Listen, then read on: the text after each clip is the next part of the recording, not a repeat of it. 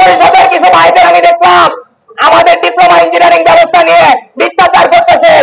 তারা বলতেছে এই ডিপ্লোমা ইঞ্জিনিয়ারদের দশম গ্রেড উপসহকারী প্রকৌশল নাকি স্বৈরাচার দিয়ে গিয়েছে।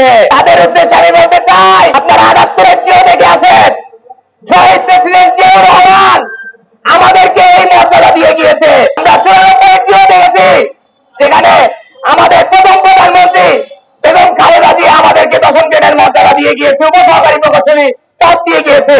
সেখানে আপনারা কাকে স্বৈরাচারের দোষর বলছেন, কাকে স্বৈরাচার বলছেন একটু স্পষ্ট করবেন। তারা অনেক জায়গায় আরো মিথ্যাচার করতেছেন, বলতেছেন পিএইচডি ইঞ্জিনিয়ারদের সহযোগিতা করার জন্য ডিপ্লোমা ইঞ্জিনিয়ার শিক্ষা ব্যবস্থা বাংলাদেশে আনা হয়েছে। এরা কি সত্য?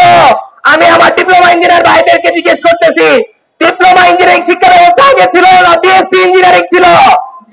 যেখানে